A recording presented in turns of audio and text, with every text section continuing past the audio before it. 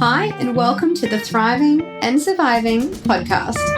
I'm your host, Amanda Markson, and I'm a mum, a wife, an entrepreneur, a coach, and most importantly, I'm someone that loves to make waves, break stigmas, and challenge beliefs. Think of this podcast as a wine and cheese night with your besties, sharing your deepest and darkest thoughts and struggles, but also learning a thing or two. So whether you're thriving or just surviving, this podcast is here to enlighten you, heighten you, and most certainly brighten you. So let's dive right in, and I'm so glad you're here.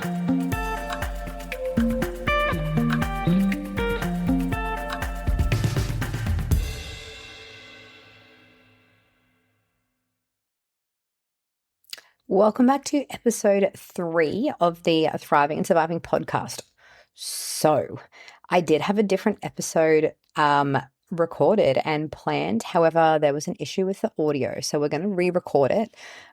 It's amazing. It's with Em, who is absolutely beautiful, and she's talking all things lipedema and social, basically bullying online and what it's like being a content creator in certain spaces and the different comments and public criticism that you get online. So we're going to re-record that one, but I'm a stickler for my schedule. Call it my ASD. I don't know, but like I can't not put one out on the day that I said I was going to put one out.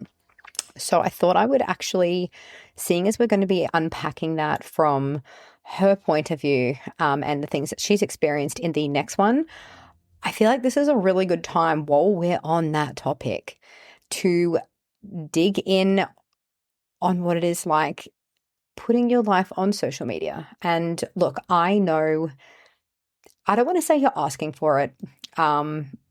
This is referring to myself. I do post a lot of my personal life online. I share a lot. I feel like it's my way that I connect with my audience. I also feel like a huge part of it is a weird sort of support network. I know for me personally, I'm someone that processes and grieves out loud rather than alone, which all my friends are probably sitting here hearing this being like, yeah, she does. And I feel like it's always been another avenue for me to be able to do that, especially, you know, when I was going through my divorce, connecting with other women and other people that are going through things similar to me. I feel like it's always made me feel like I'm not alone in my struggles, and that, you know, I see other people. I love when other people share theirs because I watch them, you know, overcome things and get through these and different things, and I'm sort of, you know, silently cheering for them in the online realm, but watching them actually overcome hurdles and then, you know, find happiness or love or whatever it is, like I love watching their journeys and I feel like it inspires me. So I've always sort of done similar, like I've always shared. I've always thought that social media, especially like Instagram, it can be a little bit of a trap for just showing highlight reels. And I've never wanted people to come to my Instagram page and compare themselves and think like, oh, like, I don't know, my life doesn't look like that, or I can't achieve, I don't know. Like, I just think that the social media can be really toxic when it's purely a highlight reel. So I've always tried to be quite transparent and shown the bits in between, like highlight reel stuff. Yeah, of course. But so much happens in between those moments.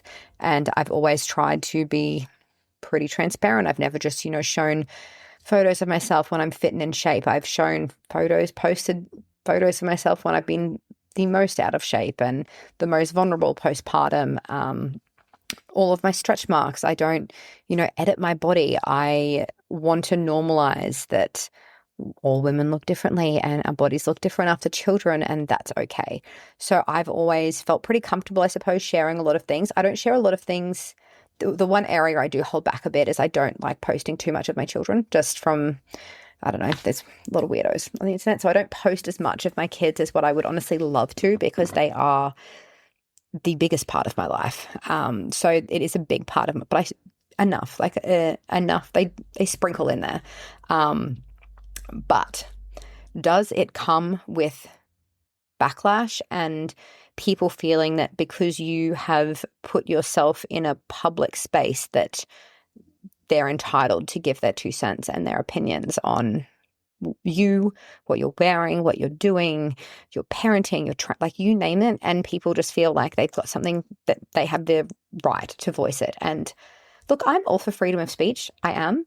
However, I feel like there's got to be a point, right, where people actually can sit back and say, what value am I putting into the universe by voicing this opinion? Because people do the whole, it's just words, it's just my opinion, but it's actually not. I think people forget that there's someone on the receiving end of these things that have feelings. And whilst you might think that what you have to say is harmless, it causes harm. It can cause a shitload of hurt, if I'm honest with you. Thankfully, I feel like I personally have very thick skin in this space. It doesn't hurt my feelings. I find it disappointing when I see, especially women, and I know I shouldn't hold a different standard for women as what I do for men, but I kind of do. I suppose I'm used to men either sexualizing you or, if you're not interested, shaming you for that because they're just entitled. Whereas I guess I do hold a bit of a different standard for women, because most women have experienced having men criticize their bodies or sexualize them or insult them. So when most women have experienced being on the receiving end, I suppose I like to think that there's a little bit more compassion there. Evidently not all the time. So I've had a couple of posts that have, I think this is probably, I've got one that's just done the rounds, that those are on my socials would have seen, but I've had a couple in my time that have gone very viral where, millions of people have seen them and felt the need to comment. There was one that I ended up turning off comments just because it went viral for about 6 months. And every morning I would wake up in the morning to a lot of men and women basically calling me a slut because they don't agree with the clothes that I wear to the gym. And ironically, this post was actually about mental health, the irony. It was during my last prep. And I was filming one of my sets because I film a lot of my workouts. I film it for my socials. I film form sets for clients. Like, there's a lot of content that I film when I'm in the gym. And it's not unusual for me to be filming things. And I also like to do it to look back on my own form. So nonetheless, I was filming a set and I was hanging on by a thread. I was having a day. I was in the peak of my divorce and I just burst into tears. I kept doing my sets, but burst into tears during it. And I posted it because for me, when I'm not okay, the gym's somewhere I go where I feel safe and in control. And I don't know, I suppose for me, when life feels out of control, I really like to lean into the things that I still have control of, which is usually, making sure I'm like my nutrition, my training. I just kind of grip onto things to ground me that make me feel safe because I have some control there. So when I'm really upset, gym's where I like to go. So it was the caption was all about, how much gyms helped me through my mental health, and that I wasn't expecting to catch me crying on camera, but like, here we are. And holy, did it offend people. A lot of it was like, what do you mean? I didn't expect to see myself crying, but then I cried. How did I catch on camera? But you set up the camera, where I'm kind of like, I get that for people that don't normally film things, it probably feels like staged, I guess. Like, I think they thought I sort of set up the camera, got ready, then just like cried for it, which also nothing wrong with that. Most emotional reels and stuff that people make when they're crying, they do set up their camera and film it. And I know that might sound a little bit psychotic. And I've done that too. I've absolutely been crying and then thought like, oh my God, like this is so raw and emotional. Even though I'm in my feels right now, I want to be able to reflect and look back on this because I can look at it and I can see how much I was hurting, but I know I'm not going to feel like this forever. And I will make a reel out of it to show where I was and then where I got to. And if that inspires one person, it's worth me breaking the spiral and just getting at my camera for a couple of seconds. Maybe it's crazy. I don't know, but I do that too. This wasn't one of those times, but I'm not opposed to that either. And because I was in prep and I was at the back end of prep, so I'd lost a lot of weight from being postpartum to show day. It was about 30 kilos or something ridiculous. So my gym crop was sitting a bit looser on me than it normally does. So you could sort of see like slight underboob, and the amount of people that just lost their mind being like, get bigger gym clothes. I'm not even going to repeat them. Like some of them were so bad where I was kind of like, okay, like that's fine. And I also understand as well, like gym clothes culture in Australia also looks a little bit differently, especially in Queensland and Brisbane where you're dying and it's sweaty. Like I understand overseas and in colder climates, like gym attire is probably a little bit different. But wearing booty shorts and a crop, it's pretty normalized here. But I don't, from my experience, that's not actually the case overseas. So like I can appreciate that for some people it is more shocking than others to see a girl in a crop top and shorts at the gym. But the comments were wild. And for 6 months, every morning I would wake up with a string of people just abusing me.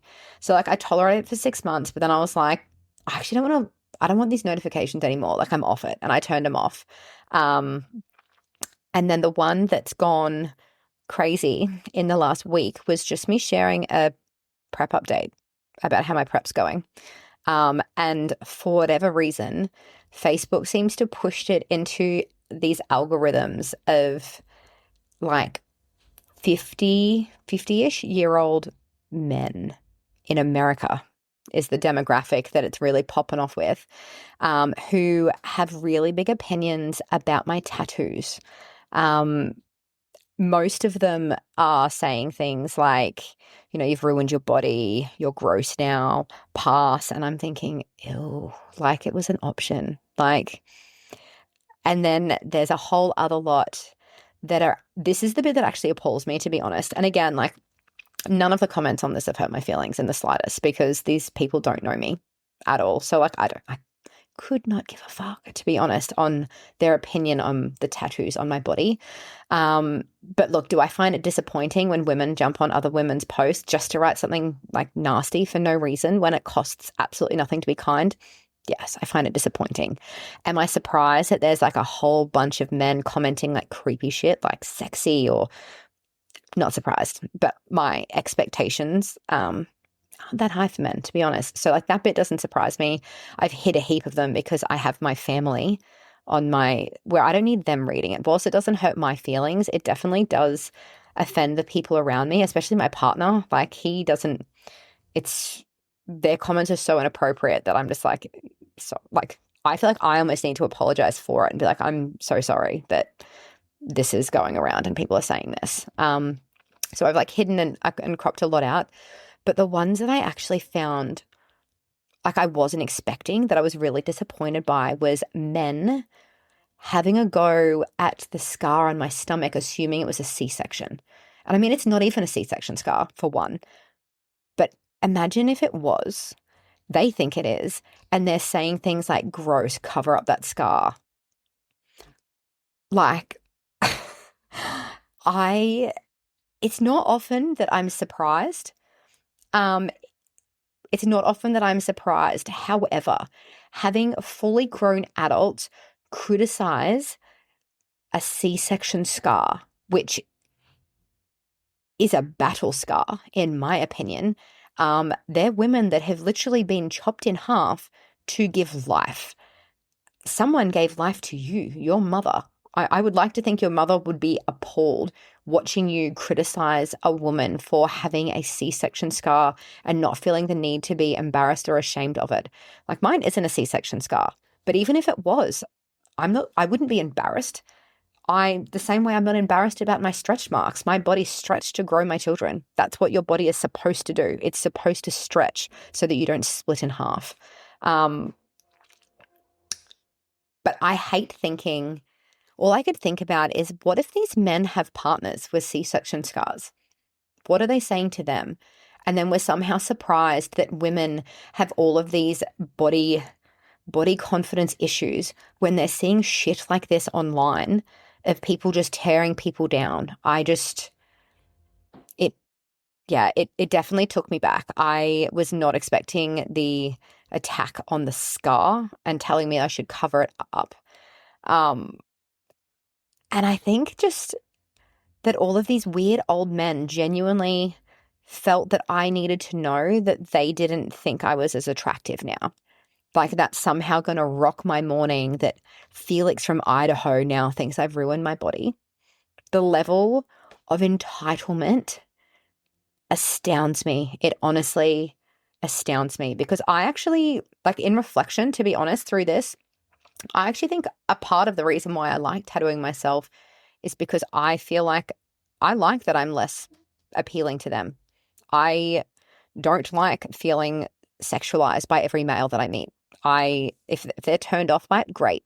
Maybe instead of sexualizing me, you will actually just see me as a person and get to know my personality and have a real conversation with me rather than just basing your view on me on my looks in that sort of sense. So I'm not even mad about it, to be honest. I'm not mad in the slightest. I do definitely appreciate, like I've got, clients and friends that have, left beautiful comments on there or clapped back at the people saying horrible things, which is one thing that I won't do. All of the people that are saying the horrible things to me, it's one space where I won't fight fire with fire. Like I'm not going to then turn around and attack how they look, because then I feel like I would be being no better than what they're doing. It's just that whole like, well, they did it first. So like, I'm still not going to do it back. Still not going to say it to you. But I just think the audacity that people have when we both know you would not come up to me in person and say that to my face. We know you wouldn't. Just like you wouldn't, most people online feel empowered when they're sitting behind a keyboard, and it's very easy to forget that whilst they may be sitting behind a keyboard, they're still saying these things to a real person. There is someone on the receiving end of these nasty comments online. So I think people just need to bloody check themselves. It's one of those, like, if you've got nothing nice to say nothing at all. But two, if it's not something that you would walk up and say to their face, don't be brave behind a keyboard and write it online. It's also receipts. It makes you look like an absolute fuckwit online as well. May have screenshot one of them and sent it to one of the guy's wives, because I'm thinking, I feel for you that this is how your husband's carrying on, because that's embarrassing. I would die if I had a partner that carried on like that online. So yeah, it was very interesting. And the other one that went viral was actually a photo of me pregnant that seemed to end up in all sorts of weird, like sometimes algorithms just push it into weird places. And I don't know if they think that I'm putting ads on them to push it to certain demographics. I'm not. 50-year-old men is not my demographic. And most of the things that I put on my Facebook, to be honest, usually I'll change the privacy settings for it to just be friends, especially if I post things with my kids. Like I have different folders with different privacy settings, but my just base page is public, which I do for work because I track a lot of the metrics in it. It's linked in with business pages. And, if potential clients look me up and want to see, they're able to get a bit of a vibe of who I am as a person and my account by the things that I actually do have on public without us having to be friends. That being said, it's not like I've had my Facebook for a while. It's not like I know everyone on there. I usually just accept most female friend requests because that's the kind of community that I want. I actually post nothing for the men. It's not about you. It's not for them at all, which is always an interesting conversation that I have to have in my relationships. If I'm posting, bikini photos or, photo shoots after comp and those sorts of things, because I can appreciate that it can be perceived by men as doing it for male attention. Get that? But as a coach and someone that works on physiques, I'm my best advertising. Whilst you should not be getting a coach because on how they look, you should be looking at their qualifications. However, does it facilitate your marketing when it looks like you're demonstrating anyway that you practice what you preach? And I think, well, look, she's manages to do these things and gets herself in shape. So, it's your own best marketing. Like it shouldn't be, but it is. So showcasing my physique and doing those sorts of things. I mean, most of my shoots aren't like super sexy because I'm not the best at being sexy, if I'm honest. But I want to be able to show off the hard work that I've done, and it's for the girls. Same as when I get really dressed up and I go out, but not so much in Townsville. Now that I'm in Townsville, the demographic is a little bit different here compared to in Brisbane. And I would probably not wear a lot of the things that I would normally wear out with my girlfriends in Brisbane where it does fit in. You would stand out insanely here, which isn't the goal when I go out. But in Brisbane, when the girls and I go out and we get ridiculously dressed up, it is not for the men. We don't do our makeup and do our hair and get all dressed up to impress men. We want to look good and for other girls to clock like, yes, love her outfit. I love seeing a girl and be like, damn, your makeup looks good. What guy has ever said to you, damn, your makeup looks good? None. Most guys are constantly saying that women shouldn't be wearing makeup and they don't like makeup. Okay, the fact we keep doing it, does that not send the message that it's actually not about you? So I've really tangent, but I feel like this circles back to a nice reminder. It's not a nice reminder, actually. It's a terrible reminder, but I think I put it on one of my posts. But I think when you're constantly surrounded by good people and you've chosen, grounded, emotionally mature, intelligent people around you, it's very easy to forget that there is still trash everywhere. And it takes little posts like these for a little humble reality check, like, oh, yes, like there are still people that feel like they need to tear people down, that wake up in the morning and choose violence, that have a lot of self-work and would benefit for some therapy. And yeah, that post was a little bit of a reminder of it. So do I think that you leave yourself open for it because this is what people are like? Sure. Do I think that excuses their behavior? Absolutely fucking not. But thankfully, I do have thick skin with it. Doesn't bother me. Don't care. You can have your opinion on my body. You can have your opinion on my tattoos. That's okay. I got them for me. So I don't mind if other people don't like them. My mother and father don't like my tattoos either. It's not new. And that's okay. But there is a lot of people who it really does hurt. Particularly and I'll unpack this with Em, the impact that some of the online shit had on her was horrendous. And for some people, we're supposed to be in an age of mental health awareness and suicide awareness, and people still think that this kind of behavior is appropriate. What if I didn't have thick skin? What if I spent the day bawling my eyes out because of all of these horrible comments? And they think that, oh yeah, but it's my opinion, so it's crazy. So anyone listening, not that I think anyone that's actually watches my content would be that kind of person anyway, but I would just like everyone to take a second before we comment things online, say things to people, and just think, does me sharing this actually add value? Or am I sharing this because for whatever reason, what they're doing makes me feel insecure, makes me feel not enough, is making me have some sort of emotional reaction that I'm going to project at them to try and make myself feel better? Or can I not just clap for them? Can I not just be like, okay, I'll be inspired. That's amazing that you did that. There is room for everyone to grow. It is not I think people think that, to light your candle, you've got to blow out someone else's, and you don't. You really don't. So that is my little rant. That is my impromptu episode that we're going to bang in this episode this week until we have re-recorded M's. But get ready because hers is amazing. And I know our second round of recording it is going to be just as amazing as the first. So thank you for tuning in, and remember, be kind.